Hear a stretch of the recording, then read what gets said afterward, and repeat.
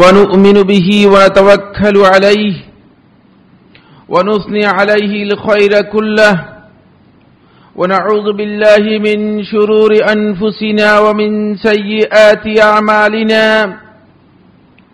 من يهده الله فلا مضل له ومن يضلل فلا هادي له وأشهد أن لا إله إلا الله وحده لا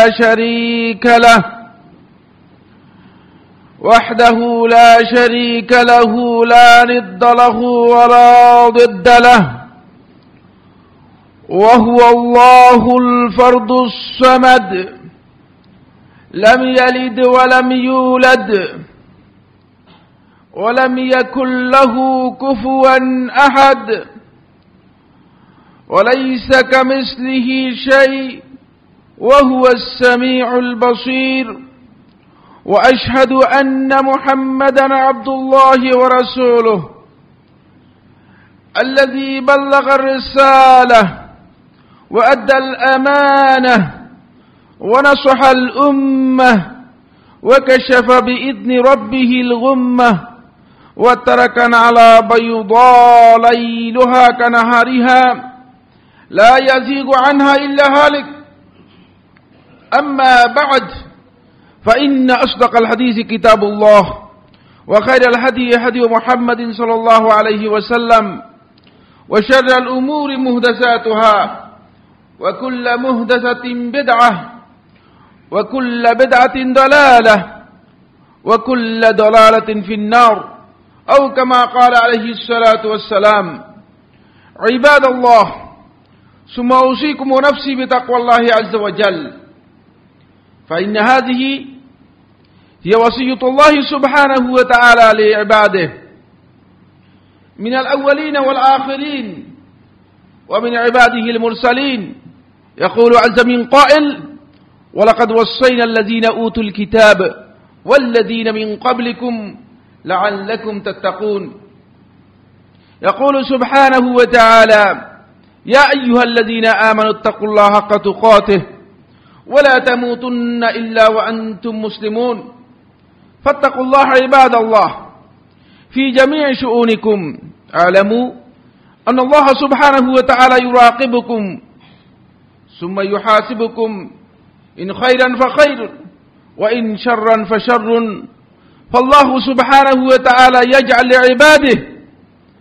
أعمالهم كلها يوم يرونها يقول سبحانه وتعالى فمن يعمل مثقال ذرة خيرا يره ومن يعمل مثقال ذرة شرا يره يقول سبحانه وتعالى إن المنافقين يخادعون الله وهو خادعهم وإذا قاموا إلى الصلاة قاموا كسالى يراءون الناس ولا يذكرون الله إلا قليلا أقول عز من قائل واذكروا الله في أيام معدودات يقول سبحانه وتعالى وليشهدوا منافع لهم ويذكروا اسم الله في أيام معلومات على ما رزقهم من بهيمة الأنعام عن أم سلمة رضي الله تعالى عنها قالت قال رسول الله صلى الله عليه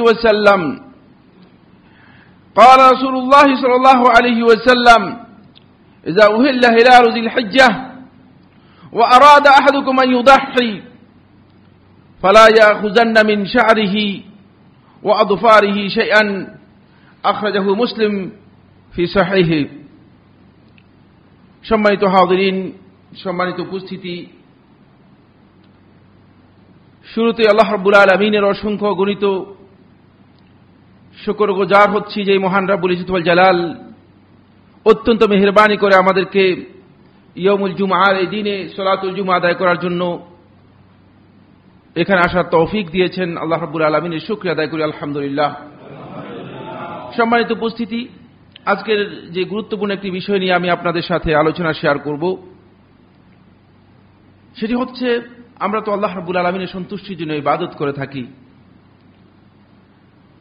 আমরা সালাত আদায় করছি, আমরা সিয়াম পালন করছি, আমরা হজ করছি, আমরা সদকা করছি, আমরা দান করছি, আমরা কোরবানি করছি, আমাদের ইবাদতগুলো আমরা করছি আল্লাহ রাব্বুল আলামিনের সন্তুষ্টির জন্য।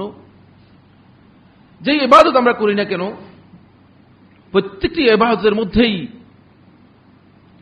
আল্লাহর বান্দার অবস্থানের উপর নির্ভর করবে সত্যিকারভাবে আল্লাহর বান্দা সেই ইবাদতটি কি আল্লাহর জন্য করছে, না তার ইবাদত মূলত সে শুধুমাত্র লৌকিক এবং বাহ্যিক ইবাদত হিসেবে বা আনুষ্ঠানিক ইবাদত হিসেবে সেটি পালন করছে। শেখুল ইসলাম ইবনুল কাইয়্যিম রাহমাতুল্লাহ আলাইহি সালাতের যে ইবাদত আমরা করে থাকি, নিয়মিত যে 5 ওয়াক্ত সালাত অথবা নফল সালাত সহ যে সালাতগুলো আমরা আদায় করে থাকি, এই সালাতের ইবাদতগুলোর মধ্যে মূলত একজন মুসল্লি ব্যক্তি 6টি কারণে মূলত সে সালাত আদায় করবে, অথচ তার সালাত মুনাফিকের সালাতে পরিণত হবে, মুমিনের সালাত হবে না। এই পয়েন্টটি নিয়ে আমরা আলোচনা করব যদি সুযোগ থাকে ইনশাআল্লাহ তাআলা। এর আগে আমি দুটি গুরুত্বপূর্ণ বিষয়ে আপনাদের আজকে দৃষ্টি আকর্ষণ করব। আলোচনার মূল বিষয়ের আগে যে দুটি পয়েন্টে আমি দৃষ্টি আকর্ষণ করব সেটি আরো বেশি গুরুত্বপূর্ণ, তাই এই দুটি বিষয়ে প্রথমে দৃষ্টি আকর্ষণ করব ইনশাআল্লাহ তাআলা। সম্মানিত উপস্থিতি, প্রথম যে পয়েন্টটি নিয়ে আমি আপনাদের সাথে আলোচনা শেয়ার করতে চাই সেটি হচ্ছে আল্লাহ রাব্বুল আলামিন দিন এবং রাতগুলোকে সৃষ্টি করেছেন, এগুলো আল্লাহর সৃষ্টি মাখলুক। এই পৃথিবীর যা কিছু আছে সবটাই আল্লাহ রাব্বুল আলামিনের সৃষ্টির মধ্যে অন্তর্ভুক্ত। এই সৃষ্টিগুলোকে শেখুল ইসলাম মুহাম্মদ ইবনে সুলাইমান আত-তামিমি রাহমাতুল্লাহ দুই ভাগে ভাগ করেছেন। আল্লাহ রাব্বুল আলামিনের কোরআনের নির্দেশনা অনুযায়ী, নিজের খাহেশ অনুযায়ী নয়। সৃষ্টি জগতের কিছু সৃষ্টি আছে কায়নাত, যেগুলো দাঁড়িয়ে আছে, আমরা দেখতে পাই। আবার কিছু সৃষ্টি আছে যেগুলো নিদর্শন হিসেবে আল্লাহ রাব্বুল আলামিন পরিবর্তন করেন, দিবস আর রাত। এগুলো আল্লাহর সৃষ্টি, কিন্তু এগুলোকে পরিবর্তন করতেছেন। দিন আবর্তন করছে, রাত আসছে, আবার রাত চলে যাচ্ছে, দিন আসছে, ইত্যাদি। এগুলো আল্লাহ রাব্বুল আলামিনের আয়াত, নিদর্শনের মধ্যে অন্তর্ভুক্ত।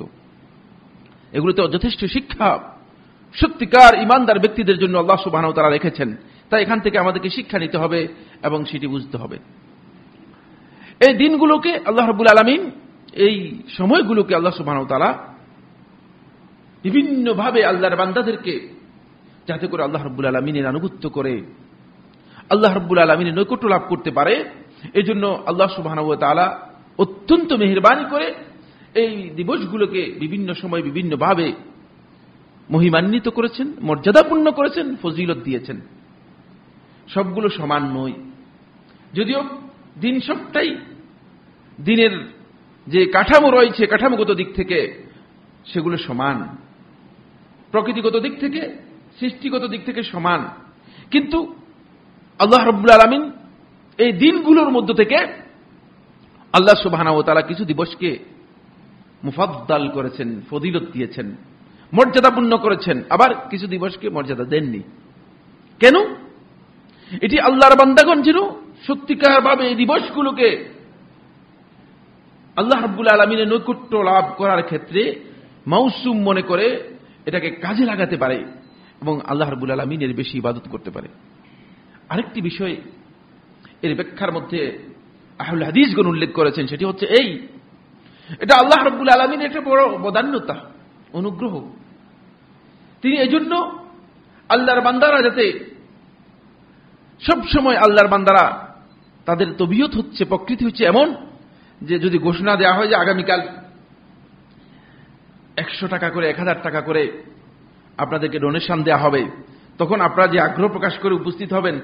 যদি বলা হয় যে না, প্রতিদিন আসেন 5 টাকা করে দেব, সেই আগ্রহ থাকবে না।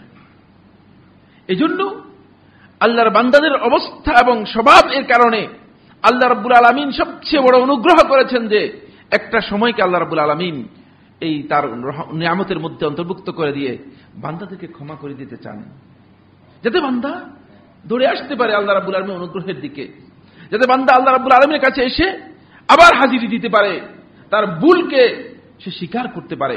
এজন্য বিভিন্ন সময়কে আল্লাহ সুবহানাহু ওয়া তাআলা বিভিন্নভাবে মর্যাদা দিয়েছেন। অত্যন্ত গুরুত্বপূর্ণ একটি মর্যাদাপূর্ণ সময় আমাদের সামনে সমাগত হচ্ছে, সেটি হচ্ছে জিলহজ মাসের প্রথম 10 দিন। জিলহজ মাসের প্রথম 10 দিন গুরুত্বপূর্ণ যে সমস্ত মর্যাদাপূর্ণ দিবস রয়েছে, এই দিবসগুলোর মধ্যে এই সময় রয়েছে, এই সময়ের মধ্যে এই জিলহজ মাসের প্রথম 10 দিন অন্তর্ভুক্ত। শেখুল ইসলাম ইবনে তাইমিয়া রাহমাতুল্লাহ আলাইহিকে প্রশ্ন করা হলো যে শেখ আপনি কি বলবেন জিলহজ মাসের প্রথম 10 দিন এবং রমাদান মাসের লাইলাতুল কদর যেই দিবসগুলোর মধ্যে রয়েছে, রমাদান মাসের শেষ 10 রাত্রি এবং শেষ 10 দিন, এই দিনগুলোর মধ্যে আল্লাহ রাব্বুল আলামিনের কাছে কোনটি সবচেয়ে বেশি শ্রেষ্ঠ বা মর্যাদাপূর্ণ আল্লাহ রাব্বুল আলামিনের কাছে? শেখুল ইসলাম ইবনে তাইমিয়া রাহমাতুল্লাহ আলাইহি উত্তর দেন, তিনি বলেন যে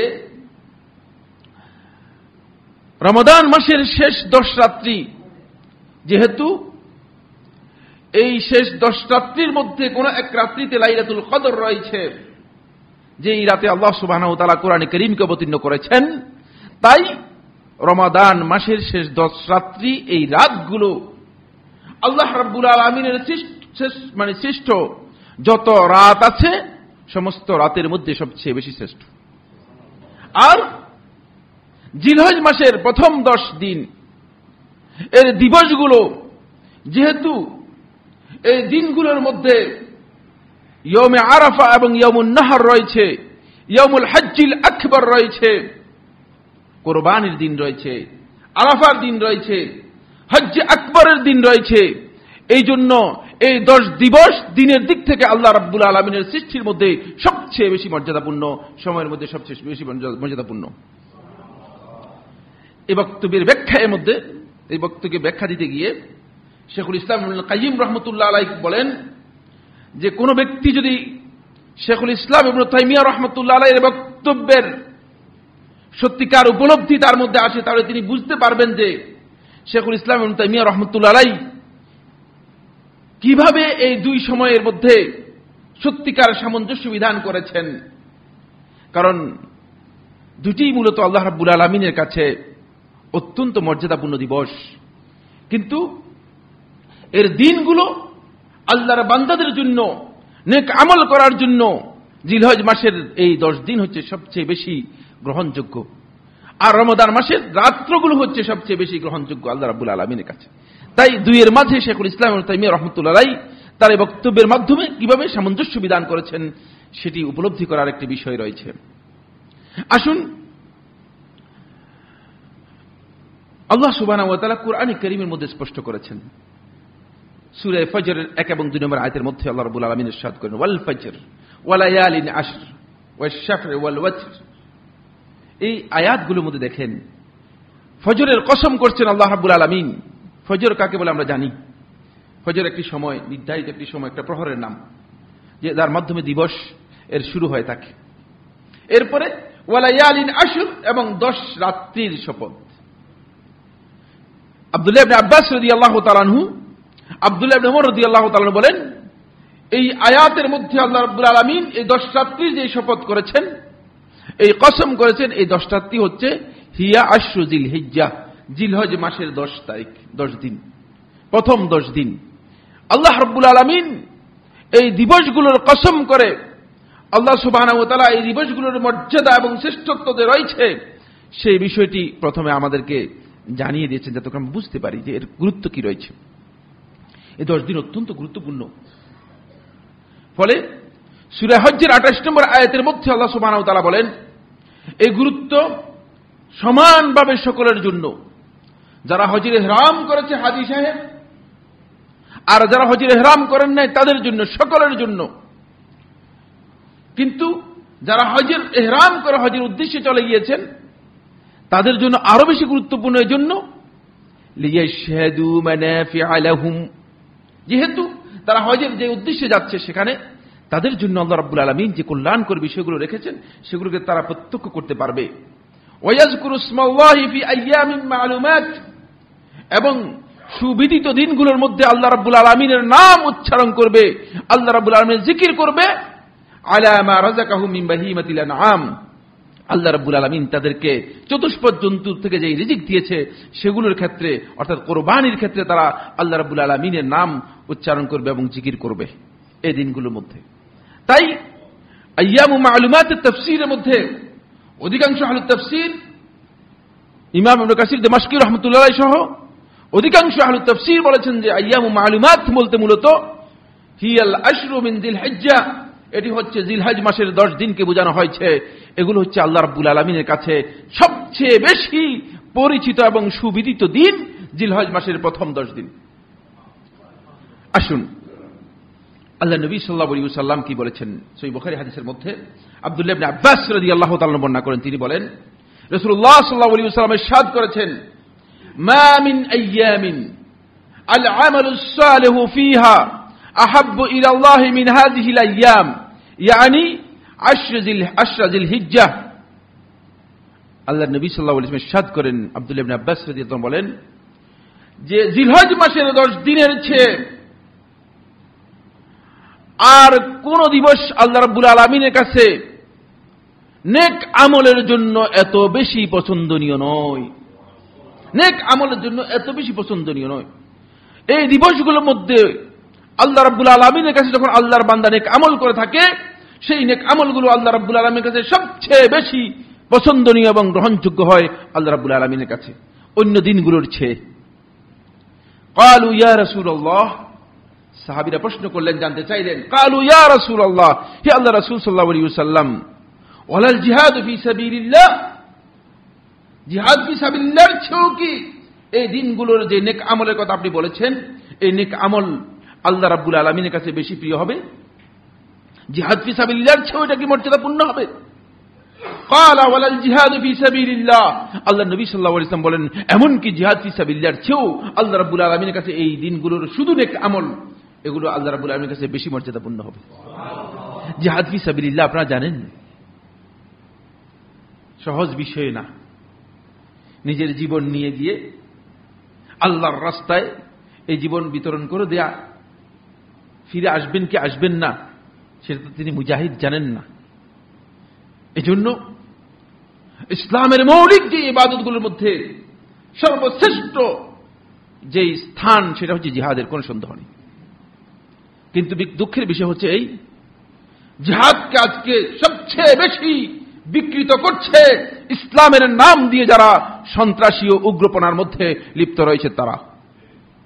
ফলে তারা আজকে ইসলামকে মূলত এই সন্ত্রাসী কর্মকাণ্ড এবং জঙ্গি তৎপরতার মাধ্যমে ইসলামকে বিকৃত করে মুসলমানদের ক্ষতি করছে, অথচ তারা নিজেরাও জানে না তারা সত্যিকার কি আদৌ জিহাদ করছে কিনা। এটি জিহাদ নয়। এই ধরনের জিহাদ যারা আজকে নাম দিয়েছে তারা মূলত ইসলামের দুশমন, ইসলামের বিরুদ্ধে কাজ করছে। তারা হয়তো ধারণা করছে যে এর মাধ্যমে তারা জান্নাতে চলে যাচ্ছে। জান্নাত এত সহজ না। জান্নাতের পথ জেনে জান্নাতে যেতে হবে।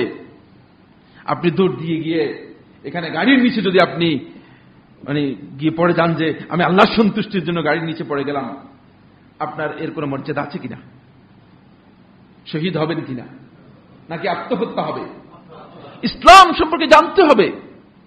যে সমস্ত বন্ধুগণ এই কাজে লিপ্ত রয়েছেন, আমি তাদেরকে সতর্ক করে দিচ্ছি, ভয়ঙ্কর কাজ এ লিপ্ত রয়েছেন আপনারা। ইসলামকে আপনারা ধ্বংস করার কাজে লিপ্ত রয়েছেন।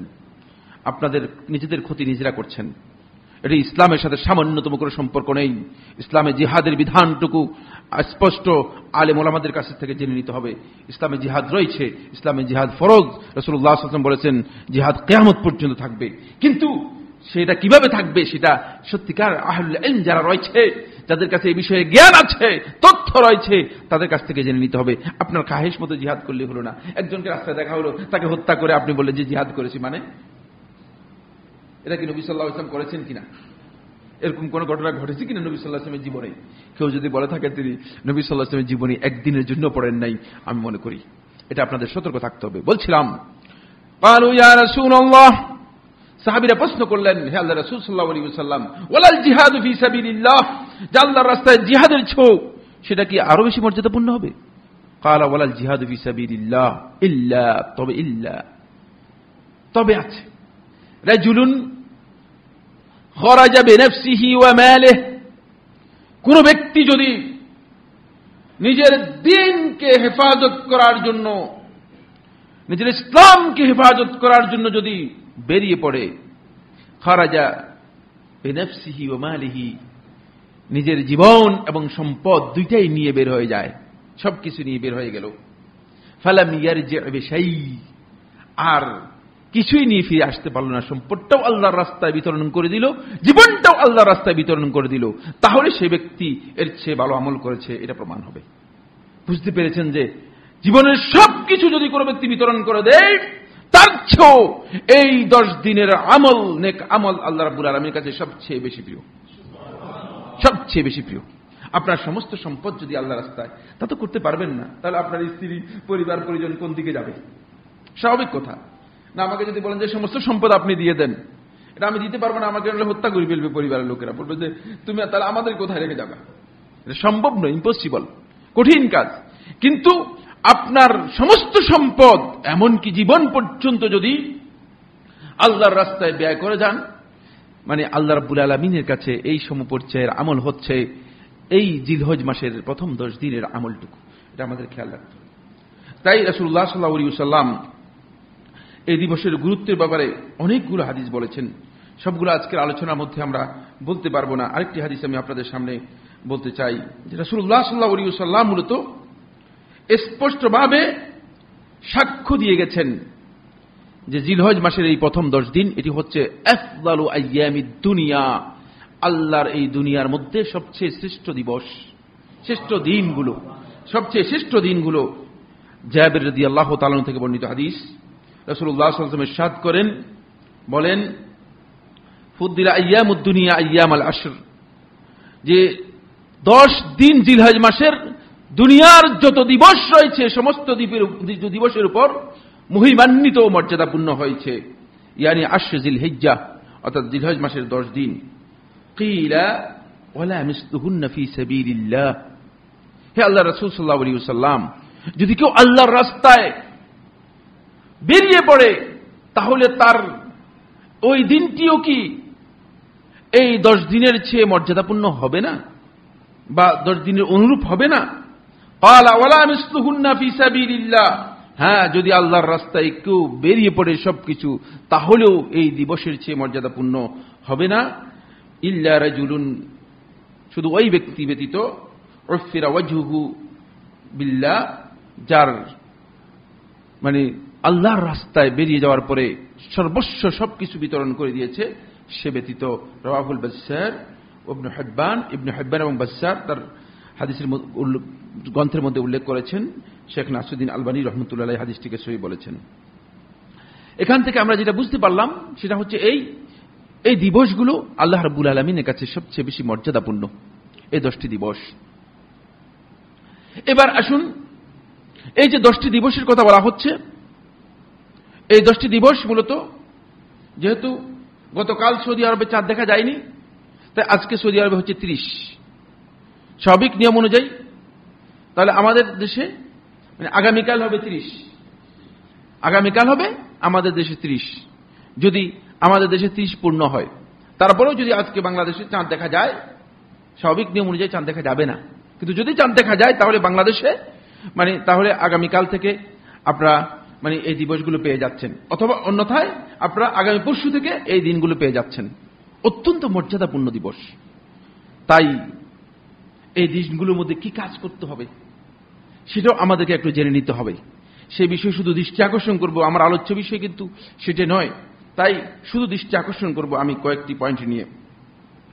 প্রথম যে বিষয়টি আমি বলবো সেটা হচ্ছে এই দিবসগুলোর মধ্যে রাসূলুল্লাহ সাল্লাল্লাহু আলাইহি ওয়াসাল্লাম একদল লোকের জন্য বিশেষ কিছু আমল রাসূলুল্লাহ সাল্লাল্লাহু আলাইহি ওয়াসাল্লাম সুন্নাহ হিসেবে ঘোষণা দিয়ে গেছেন, যে সুন্নাহটুকু আমাদের দেশ থেকে সম্পূর্ণরূপে মানে এটাকে বলা যেতে পারে যে নির্বাসিত হয়ে গিয়েছে, একেবারেই বিস্মৃত হয়ে গিয়েছে, ভুলে গিয়েছে, উঠে গিয়েছে। এই সুন্নাহটি কায়েম করার জন্য চেষ্টা করতে হবে। সেটা হলো এই দিবসগুলোর মধ্যে যারা কোরবানির পশু জবে করবে, কোরবানি করবে আল্লাহর সন্তুষ্টির জন্য, অর্থাৎ 10 তারিখে ঈদুল আযহা এর দিবসে যারা কোরবানি করবে, তাদের জন্য রাসূলুল্লাহ সাল্লাল্লাহু আলাইহি ওয়াসাল্লাম একটা নির্দেশনা দিয়েছেন। সেটা হলো তারা প্রথম দিন থেকে আরম্ভ করে কোরবানির পশু জবে করা পর্যন্ত তারা নিজেদের নখ, চুল, পশম এগুলো কাটতে পারবে না। এর বিধান। রাসূলুল্লাহ সাল্লাল্লাহু আলাইহি ওয়াসাল্লাম এই বিধান দিয়েছেন। বিধান নিয়ে পরে আলোচনা করছি, আগে হাদিসগুলো শুনুন।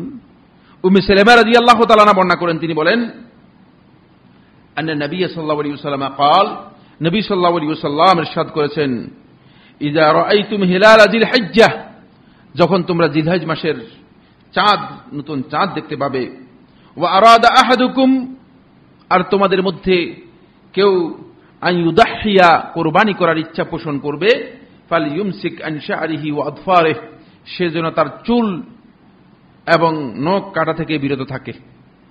ফালইউমসিক, সে যেন বিরত থাকে, নির্দেশ দিচ্ছেন। রাওয়াহু মুসলিম, ইমাম মুসলিম রাহমাতুল্লাহ তাআলা সহিহে বর্ণনা করেছেন 1977 নম্বর হাদিস। ও ফি রিওয়ায়াহ, সহিহ মুসলিম এবং আবু দাউদের আরেকটি রিওয়ায়াতের মধ্যে রয়েছে, ফালা ইয়ামাসসা শা'রাহু ওয়া বাশারাতাহু মিন শা'রাতিহি ওয়া বাশারাতিহি শাইআ, সে যেন তার চুল এবং পশম এগুলো থেকে কোনো কিছু স্পষ্ট না করে, এগুলো থেকে কোনো কিছু না কাটে। স্পষ্ট না করে উদ্দেশ্য হচ্ছে কোনো কিছু না কাটে। ওয়াফি লাফজিন লিআবি দাউদ, আবু দাউদের আরেকটি শব্দের মধ্যে, আরেকটি বর্ণনার মধ্যে এভাবে এসেছে, মান কানা লাহু যাবহুন, যে ব্যক্তি কুরবানির ঈদে কুরবান করবে, ইয়াজবাহু, জবে করবে, এই সিদ্ধান্ত নে, ফাইজা উহিল্লা হিলাল যিল হিজ্জা, যখন জিলহজ মাসের চাঁদ, নতুন চাঁদ উদিত হবে, ফালা ইয়াখুযান্না মিন শা'রিহি ওয়া আদফারিহি শাইআন, ফালা ইয়াখুযান্না, সে যেন ফালা ইয়াখুযান্না মিন শা'রিহি, নিজের চুল এবং ওয়া আদফারিহি, নখ থেকে কিছুই না ধরে, হাত্তা ইউদাহিয়া, কুরবানি করা পর্যন্ত, কুরবানি করার আগ পর্যন্ত সে যেন সেগুলো কিছুই না ধরে, নখ কাটতে পারবে না, চুল কাটতে পারবে না। আরো একাধিক হাদিস রয়েছে, এতটুকুই আজকের আলোচনার মধ্যে বলতে চাই যে রাসূলুল্লাহ সাল্লাল্লাহু আলাইহি ওয়াসাল্লাম মূলত এখানে আমাদেরকে, যারা কুরবানি করবে তাদেরকে এই নির্দেশনা রাসূলুল্লাহ সাল্লাল্লাহু আলাইহি ওয়াসাল্লাম দিয়েছেন। রাসূলুল্লাহ সাল্লাল্লাহু আলাইহি ওয়াসাল্লাম বলেছেন তারা নিজেদের চুল এবং নখ এগুলো কাটতে পারবে না, এটা রাসূলুল্লাহ সাল্লাল্লাহু আলাইহি ওয়াসাল্লাম বলেছেন। এবং এর হুকুম কি, আমরা যদি ফিকহুল ইসলামীতে দেখি তাহলে দেখব যে উলামায়ে কেরাম এই মাসআলার মধ্যে একটু দ্বিমত পোষণ করেছেন। আলেমদের মধ্যে একদল বলেছেন, যেহেতু রাসূলুল্লাহ সাল্লাল্লাহু আলাইহি ওয়াসাল্লাম নিষেধ করেছেন, রাসূলুল্লাহ সাল্লাল্লাহু আলাইহি ওয়াসাল্লাম নির্দেশ দিয়েছেন, তাহলে এই কাজটি ওয়াজিব, বাধ্যতামূলক, এই কাজটি ওয়াজিব এবং বাধ্যতামূলক। ফলে অধিকাংশ উলামায়ে কেরামের বক্তব্য হচ্ছে এটি ওয়াজিব। যদি কেউ কুরবানি করবে অথচ এই কাজটি না করে থাকে, তাহলে তিনি গুনাহগার হবেন, তিনি গুনাহগার হবেন। আর একদল উলামায়ে কেরাম বলেছেন যে না, এটি সুন্নাত বা মুস্তাহাব। কিন্তু রাসূলুল্লাহ সাল্লাল্লাহু আলাইহি ওয়াসাল্লামের সমস্ত হাদিসগুলোকে যদি একসাথ করা হয়, তাহলে আমরা দেখতে পারবো যে রাসূলুল্লাহ সাল্লাল্লাহু আলাইহি ওয়াসাল্লাম মূলত হাদিসের মধ্যে যে বক্তব্য দিয়েছেন, কোথাও রাসূলুল্লাহ সাল্লাল্লাহু আলাইহি ওয়াসাল্লাম এই ইখতিয়ার দেননি যে সেই ব্যক্তি ইচ্ছা করলে মানে নখ এবং চুল কি করবে, কাটবে না, এটা বলেন নেই। বরং রাসূলুল্লাহ সাল্লাল্লাহু আলাইহি ওয়াসাল্লাম নির্দেশ দিয়ে বলেছেন, বরং নিষেধ করেছেন, ততক্ষণ পর্যন্ত সে নিজের নখ এবং চুল কাটবে না যতক্ষণ পর্যন্ত সে কুরবানি শেষ না করবে। এখান থেকে বোঝা যাচ্ছে এই কাজটি মূলত ফরজ। তাই মুহাল্লা এর মধ্যে আবু মুহাম্মদ ইবনে হাজম আন্দালুসি রাহমাতুল্লাহ আলাইহি উল্লেখ করেন, তিনি বলেন যে আল্লাহ রাসূল সাল্লাল্লাহু আলাইহি ওয়াসাল্লামের এই বক্তব্য থেকে এটি উপলব্ধ হয়, এটি বোঝা যায় যে রাসূলুল্লাহ সাল্লাল্লাহু আলাইহি ওয়াসাল্লাম মূলত যারা কুরবানি করবে তাদেরকে নখ এবং চুল কাটতে এই দিবসগুলোতে রাসূল সাল্লাল্লাহু আলাইহি ওয়াসাল্লাম নিষেধ করেছেন। সুতরাং এটি তাদের জন্য ফরজ, তারা নখ এবং চুল কাটবে না, এটা তাদের জন্য ফরজ। এবং ইবনে কুদামা মাকদিসি রাহমাতুল্লাহ মুগনির মধ্যে উল্লেখ করেন, অধিকাংশ আহলুল ইলমের বক্তব্য হচ্ছে এই কাজটি ফরজ যারা কুরবানি করবে তাদের জন্য। এখানে তিনটি মাসআলা আলোচনা করব। এক নম্বর হচ্ছে ইযা আরাদা আহাদুকুম আন ইউদাহি, উম্মে সালামা রাদিয়াল্লাহু তাআলা আনহা বর্ণিত এই হাদিসের মধ্যে তিনি বলেছেন, ইযা আরাদা আহাদুকুম, যখন তোমাদের মধ্যে কোনো ব্যক্তি ইচ্ছা পোষণ করবে কুরবানি করতে। এখান থেকে বোঝা যাচ্ছে যারা কুরবানি করবে না তাদের জন্য এই কাজটি কি নয়, বিধান নয়, সুস্পষ্টভাবে বোঝা যাচ্ছে। সুতরাং এটি কমনলি সমস্ত লোকের জন্য বিধান নয়, শুধুমাত্র ওই সমস্ত ব্যক্তিদের জন্য বিধান যারা কুরবানি করবে তাদের জন্য বিধান। এটা হলো প্রথম পয়েন্ট। দ্বিতীয় পয়েন্টটি হচ্ছে বা দ্বিতীয় মাসআলাটি হচ্ছে, যে ব্যক্তি কুরবানি করবে আর যাদের পক্ষ থেকে কোরবানি করা হবে, যেমন পরিবারের যিনি কোরবানি করবেন তিনি মূলত এই বিধানের অধীনে আসবেন, কিন্তু যাদের পক্ষ থেকে কোরবানি করা হচ্ছে তারা নয়। অর্থাৎ আপনি যদি 10 জন 7 জনের পক্ষ থেকে কোরবানি করেন, তাহলে আপনি যেহেতু কোরবানি করছেন, সুতরাং আপনি শুধুমাত্র এই বিধানটি পালন করবেন। যেহেতু রাসূলুল্লাহ সাল্লাল্লাহু আলাইহি ওয়াসাল্লাম স্পষ্ট করেছেন আন ইউদাহি, যে কোরবানি করবে তার ব্যাপারে, তাই আপনি যেহেতু কোরবানি করছেন, তাহলে আপনার সন্তান সন্ততি অথবা আপনার পরিবারের স্ত্রী যারা আছে তারা এই কাজটি করবে না। 3 নম্বর যে মাসআলাটি এখানে আলোচনা করব সেটা হচ্ছে এই কাজটি নারী পুরুষ মুসাফির সকলের জন্য কিন্তু এই বিধানের মধ্যে রাসূলুল্লাহ সাল্লাল্লাহু আলাইহি ওয়াসাল্লাম কমন রেখে দিয়েছেন। সুতরাং যদি কোনো নারী অথবা কোনো পুরুষ যেই কোরবানি করবে সেই এই বিধানের অধীনের মধ্যে আসবে। এখানে নারী এবং পুরুষের মধ্যে কোনো পার্থক্য নেই, যেহেতু রাসূলুল্লাহ সাল্লাল্লাহু আলাইহি ওয়াসাল্লাম কমন রেখে দিয়েছেন, তাই এই কমন বিধানটুকু মানতে হবে। আসুন, এটি শুরু হবে কখন থেকে? আমরা বলেছি জিলহজ মাসের 1 তারিখ থেকে এই বিধানটি শুরু হবে, এবং 10 তারিখ যখন আপনি কোরবানি করবেন, কোরবানি করার পরে আপনি এই কাজটি করবেন। কোরবানি করার পর আব্দুল্লাহ ইবনে ওমর রাদিয়াল্লাহু তাআলা থেকে বর্ণিত হয়েছে, আব্দুল্লাহ ইবনে ওমর রাদিয়াল্লাহু তাআলা আনহু তিনি কোরবানি করার পরে তিনি চুল হলক করতেন। যেহেতু রাসূলুল্লাহ সাল্লাল্লাহু আলাইহি ওয়াসাল্লাম এই হাদিসের মধ্যে নিষেধ করেছেন যে নখ এবং চুল কাটবে না, তাই কোরবানি করার পর যখন কোরবানি করতেন তখন তিনি চুল কাটতেন। এটি যেহেতু রাসূল সাল্লাল্লাহু আলাইহি ওয়াসাল্লাম নিষেধ করেছেন, কোরবানি করার পরেই এই কাজটি করতেন আব্দুল্লাহ ইবনে ওমর রাদিয়াল্লাহু তাআলা আনহু। কেউ যদি মনে করেন যে কোরবানির পরে সেই কাজটি করেন, তিনি করতে পারেন, যেহেতু আব্দুল্লাহ ইবনে ওমর রাদিয়াল্লাহু তাআলা একটি আমল সাব্যস্ত হয়েছে। আব্দুল্লাহ ইবনে ওমর রাদিয়াল্লাহু তাআলা ছিলেন আল্লাহ রাসূল সাল্লাল্লাহু আলাইহি ওয়াসাল্লামের যারা অনুসরণ করেছে সবচেয়ে বেশি তাদের মধ্যে একজন। হতে পারে যে আল্লাহ রাসূল সাল্লাল্লাহু আলাইহি ওয়াসাল্লামের কোন নির্দেশনা তার কাছে ছিল, যদিও রাসূলুল্লাহ সাল্লাল্লাহু আলাইহি ওয়াসাল্লাম থেকে সুস্পষ্ট কোন হাদিস এই মর্মে সাব্যস্ত হয়নি। প্রথম পয়েন্ট আলোচনা করলাম। দ্বিতীয় পয়েন্টটি যেটা দৃষ্টি আকর্ষণের মধ্যে আমরা আলোচনা করব বলেছিলাম, সেটা হচ্ছে এই দিনগুলোর সাথে আরেকটি বিষয় ওতপ্রোতভাবে জড়িত, এবং সেটি অত্যন্ত ইম্পর্টেন্ট হওয়ার কারণে মূলত আজকের মূল বিষয়টি রেখে দিয়ে আমরা দৃষ্টি আকর্ষণের বিষয়গুলো আপনাদের সামনে তুলে ধরছি। সেটা হলো এই দিবসগুলোতে আমি বলেছি রাসূলুল্লাহ সাল্লাল্লাহু আলাইহি ওয়াসাল্লাম বলেছেন সবচেয়ে বেশি আল্লাহ রাব্বুল আলামিনের কাছে নেক আমলগুলো, এই দিবসের নেক আমলগুলো সবচেয়ে বেশি প্রিয়, পছন্দনীয়, গ্রহণযোগ্য। তখন আল্লাহ নবী সাল্লাল্লাহু আলাইহি ওয়াসাল্লাম বললেন যে তোমরা এই দিনগুলোর মধ্যে যে কাজগুলো করবে, ফাআকসিরু ফীহিন্না আত-তাকবীরা ওয়াত-তাহলীলা ওয়াত-তাসবীহা ওয়াত-তাহমীদ, তোমরা এই দিনগুলোর মধ্যে যেটা তোমরা বেশি বেশি করবে, একটা হচ্ছে আত-তাকবীর, আল্লাহ রাব্বুল আলামিনের বড়ত্বের ঘোষণা দিবে, আল্লাহু আকবার, আল্লাহু আকবার, লা ইলাহা ইল্লাল্লাহু, আল্লাহু আকবার, আল্লাহু আকবার, ওয়ালিল্লাহিল হামদ। এই দিনগুলোর মধ্যে বেশি বেশি করে তাকবীর বলা। দ্বিতীয় হচ্ছে ওয়াত-তাহলীল, লা ইলাহা ইল্লাল্লাহ, এটা হলো তাহলীল। ওয়াত-তাসবীহ, সুবহানাল্লাহ, আল্লাহ রাব্বুল আলামিনের পূত পবিত্রতা বর্ণনা করা, সুবহানাল্লাহি ওয়া বিহামদিহি, সুবহানাল্লাহিল আযীম, সুবহানাল্লাহ বলা। তারপরে ওয়াত-তাহমীদ, আল্লাহ রাব্বুল আলামিনের প্রশংসা, আলহামদুলিল্লাহ। এই দিনগুলোর মধ্যে রাসূল সাল্লাল্লাহু আলাইহি ওয়াসাল্লাম আমাদেরকে নির্দেশনা দিয়েছেন বেশি পরিমাণে তাকবীর করার জন্য। রাসূলুল্লাহ সাল্লাল্লাহু আলাইহি ওয়াসাল্লাম এই তাকবীরের কমন নির্দেশ রাসূল সাল্লাল্লাহু আলাইহি ওয়াসাল্লাম দিয়ে গেছেন। আল্লাহ রাব্বুল আলামিন কোরআনে কারীমের মধ্যে তাই বলেছেন। আসুন আমরা দেখি। প্রথমে আমরা বলেছি সূরা আল হজ্জের 28 নম্বর আয়াতের মধ্যে আল্লাহ তাআলা বলেছেন, ওয়াজকুরু ইসমাল্লাহি ফি আইয়ামিন মা'লুমাত, তারা আল্লাহ রাব্বুল আলামিনের জিকির করবে, আল্লাহ রাব্বুল আলামিনের নাম স্মরণ করবে, ফি আইয়ামিন মা'লুমাত, এই সুবিদিত দিনগুলোর মধ্যে। সেগুলো কোন দিন বলেছিলাম আমরা? জিলহজের প্রথম 10 দিন। এই জিকিরের সবচেয়ে শ্রেষ্ঠ জিকির হচ্ছে, যেহেতু রাসূল সাল্লাল্লাহু আলাইহি ওয়াসাল্লাম বলেছেন বেশি বেশি করে তাকবীর বলা, তাই জিলহজ মাসের চাঁদ উদিত হওয়ার পর থেকে আরম্ভ করে যারা হজে অংশগ্রহণ করেননি বা হজের জন্য যারা ইহরাম করেননি, এদের সকলের জন্য বিধান হচ্ছে রাসূলুল্লাহ সাল্লাল্লাহু আলাইহি ওয়াসাল্লামের দেখানো তরিকা বা সুন্নাহ হচ্ছে যেটি, সেটি হলো যে এরা সবাই মূলত একেবারে কুরবানি করা পর্যন্ত তারা কুরবানি করা নয়, বরং কুরবানি শেষ হওয়ার পরেও তারা এই তাকবীর কন্টিনিউ করতে থাকবে। সেটি হলো আইয়ামুত তাশরিকের শেষ হওয়া পর্যন্ত 13 তারিখ আসর পর্যন্ত তারা তাকবীর বলবে। 13 তারিখ আসর পর্যন্ত তাকবীর বলবে। সেটাই সূরা বাকারা 203 নম্বর আয়াতের মধ্যে আল্লাহ রাব্বুল আলামিন বলেছেন। আল্লাহ সুবহানাহু ওয়া তাআলা এই আয়াতের মধ্যে বলেন, ওয়াজকুরুল্লাহা ফি আইয়ামিন মা'দুদাত। এখানে আল্লাহ সুবহানাহু ওয়া তাআলা আইয়ামুম মা'লুমাত বলেন নাই।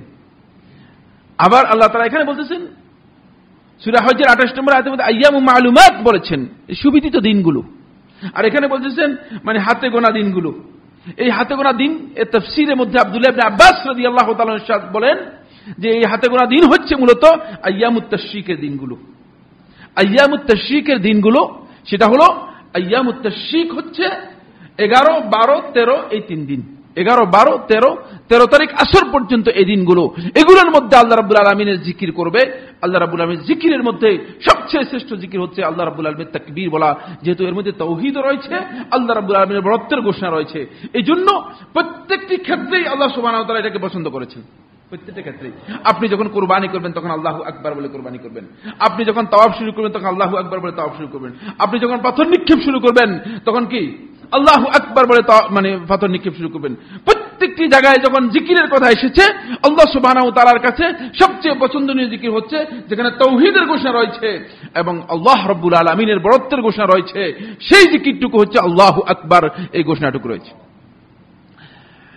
এই মানে 10 দিন সহ অতিরিক্ত এই তাকবীরের জন্য বিধান হচ্ছে আরো 3 দিন যোগ হয়ে কতদিন হয়েছে? 13 দিন হয়েছে। প্রথম দিন থেকে এই তাকবীর শুরু। আব্দুল্লাহ ইবনে ওমর রাদিয়াল্লাহু তাআলা বর্ণিত, আবু হুরায়রা রাদিয়াল্লাহু তাআলা বর্ণিত সহিহ হাদিস দ্বারা সাব্যস্ত হয়েছে, যখন জিলহজ মাসের প্রথম দিন শুরু হতো তখন আব্দুল্লাহ ইবনে ওমর রাদিয়াল্লাহু তাআলা বাজারে জোরে জোরে আওয়াজ করে আল্লাহু আকবার এই তাকবীর দিতেন এবং আওয়াজ করে তিনি তাকবীর বলতেন। লোকেরা যখন তার তাকবীর শুনতে পেত, বাজারের লোকেরাও তার সাথে তাকবীর ধ্বনিতে, তা পুরা বাজার তাকবীরের ধ্বনিতে আওয়াজ হয়ে যেত, মানুষ সবাই তাকবীর বলতো। তাই তাকবীর এই মাসের প্রথম থেকে শুরু হবে। এবার আসুন আরেকটি সাইড দেখি। সেই সাইডটি হচ্ছে এই, আমরা যখন ফিকহুল ইসলামীতে যাব তখন দেখতে পাবো একটি বিষয়, সেটা হলো ফকিহগণ একটা গবেষণা উল্লেখ করেছেন, তাকবীরকে তারা দুভাগে ভাগ করেছেন, আত-তাকবীরুল মুতলাক, আত-তাকবীরুল মুকাইয়াদ। ফকিহগণ দেখতে পেয়েছেন যে মূলত এই যে তাকবীরের কথা বলা হয়েছে, এই তাকবীরটা রাসূলুল্লাহ সাল্লাল্লাহু আলাইহি ওয়াসাল্লামের নির্দেশনা থেকে জিলহজ মাসের 1 তারিখ থেকেই একেবারে 13 তারিখ পর্যন্ত মূলত তাকবীরের বিধান দেওয়া হয়েছে এবং রাসূলুল্লাহ সাল্লাল্লাহু আলাইহি ওয়াসাল্লাম সাহাবীদের আমল মূলত এইভাবেই সাব্যস্ত হয়েছে। এখন আমরা দেখতে পাই আমাদের সমাজের মধ্যে 9 তারিখ ফজরের নামাজের পর থেকে আরম্ভ করে 13 তারিখ আসরের নামাজ পর্যন্ত শুধুমাত্র ফরজ সালাতের পরে একবার আল্লাহু আকবার লা ইলাহা ইল্লাল্লাহু আল্লাহু আকবার ওয়ালিল্লাহিল হামদ ইমাম সাহেব বলে দেন, আর সবাই ইমাম সাহেবের সাথে বলেন। এটা কোত্থেকে আবিষ্কার হলো? এই জিনিসটি কোত্থেকে আসলো? ইমাম সাহেব বলে দেন আর ইমাম সাহেবের সাথে লোকেরাও সবাই একটা কুরাজ তৈরি করে মানে বলেন। তারা হয়তো মনে করেছেন এই কাজটি কোত্থেকে তারা আবিষ্কার করলেন, কোত্থেকে পেলেন। ফকিহগণ এই জন্য একটা ফরম্যাট তৈরি করলেন, সেটা হচ্ছে এই আত-তাকবীরুল মুতলাক, যেটি উন্মুক্ত কমন তাকবীর। বলছে এই কমন তাকবীর ওই জিলহজ মাসের 1 তারিখ থেকে আরম্ভ করে 13 তারিখ পর্যন্ত চলবে।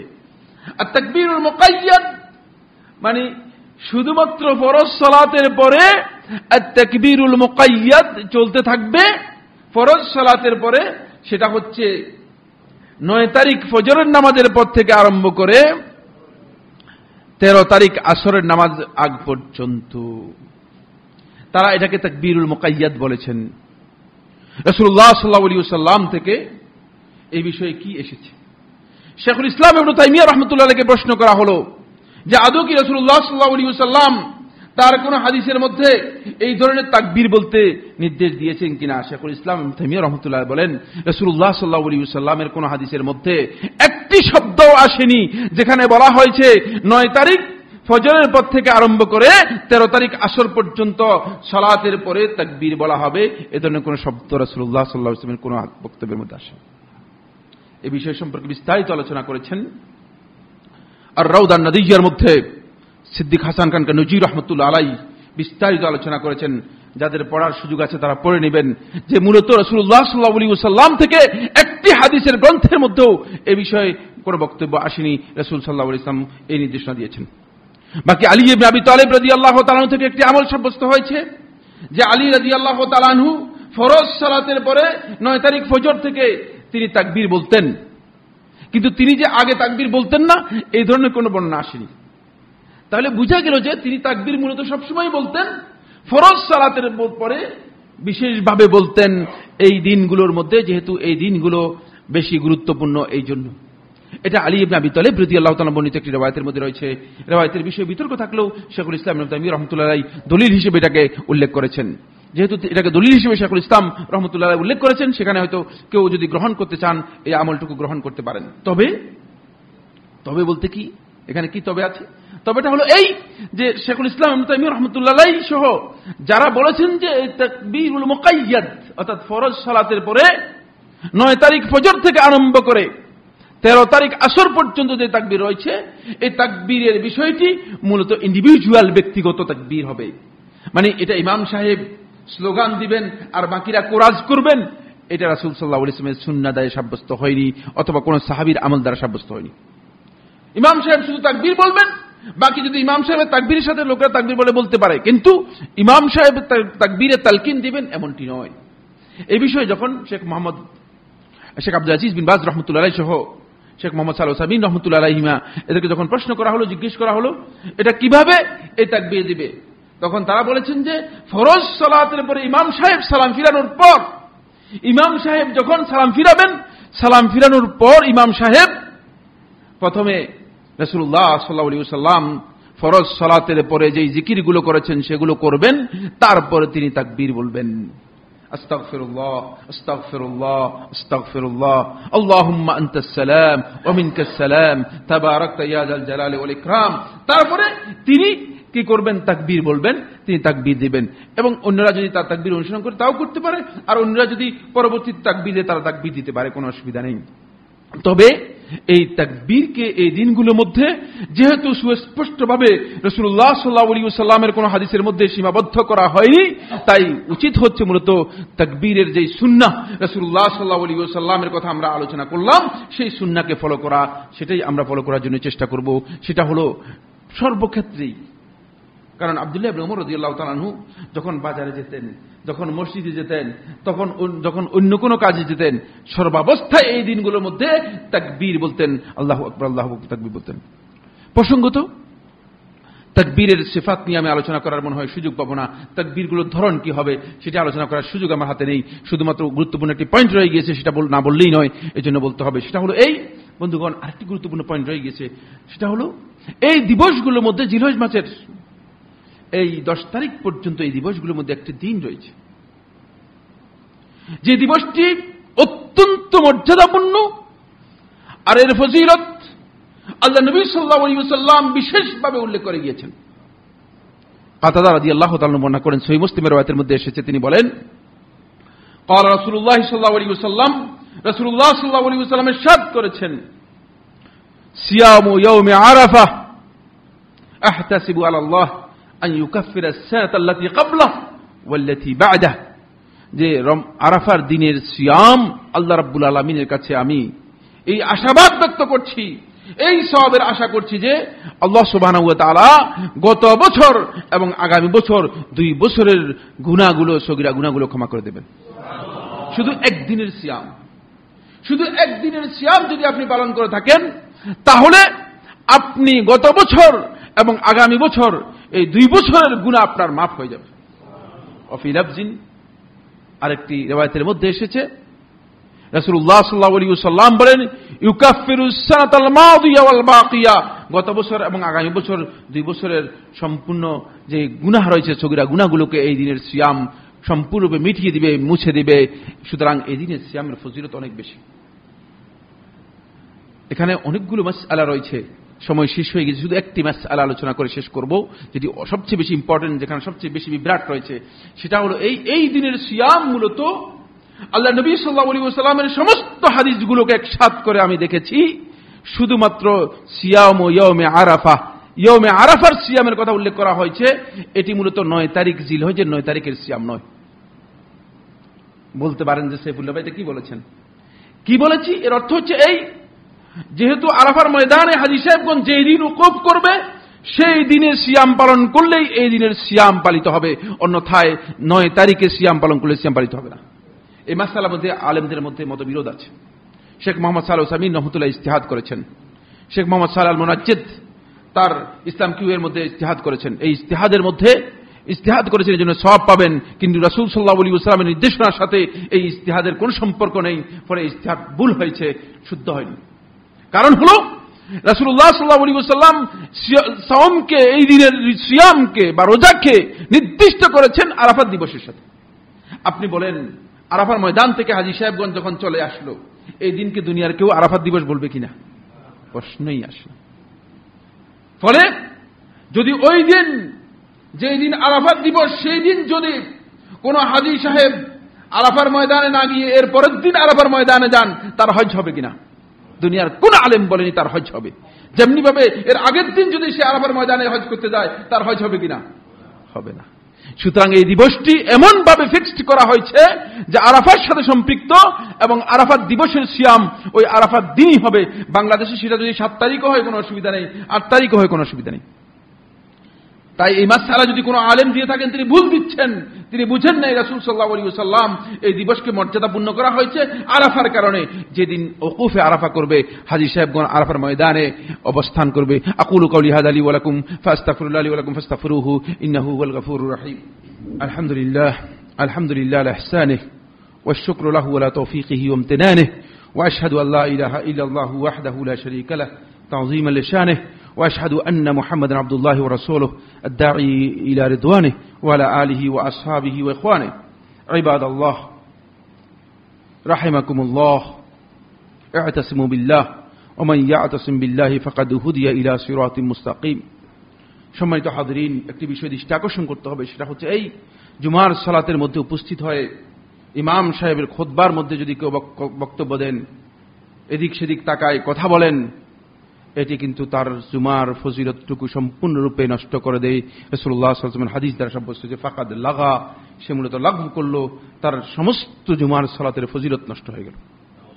সুতরাং এটা এমন বক্তব্য দিচ্ছি ব্যাপারটা এমন নয়, এটি ইবাদত, এটি আল্লাহ রাব্বুল আলামিনের নির্দেশ অনুসরণ করতে হবে, যেভাবে অনুসরণ করতে বলা হয়েছে সেটি আমাদের খেয়াল রাখতে হবে। এটা হলো প্রথম পয়েন্ট। দ্বিতীয় নম্বর পয়েন্ট হচ্ছে সেটা হলো যে আমরা বলেছি ইয়মে আরাফার সিয়াম, আমরা যেদিন হাজীগণ আরাফাতের ময়দানে উপস্থিত হবেন সেদিন সিয়াম পালন করব, এর পরদিন অথবা এর পরদিন নয়। কারণ রাসূলুল্লাহ সাল্লাল্লাহু আলাইহি ওয়াসাল্লাম 9 তারিখে সিয়াম পালন করতে বলেন নাই। রাসূলুল্লাহ সাল্লাল্লাহু আলাইহি ওয়াসাল্লাম বলেছেন আরাফাত দিবসে সিয়াম পালন করার জন্য। ইবাদাল্লাহ ইন্নাল্লাহা ইয়া'মুরুকুম আন তু'আদ্দু আমানা ইন্নাল্লাহা ইয়া'মুরুকুম إن الله يأمر بالعدل والإحسان يأمركم بالعدل والإحسان وإيتاء ذي القربى وينهى عن الفحشاء والمنكر والبغي يعظكم لعلكم تذكرون فاذكروا الله العظيم والجليل يذكركم واشكروه على آلائه ونعمه يزدكم ولذكر الله أكبر والله يعلم ما تصنعون.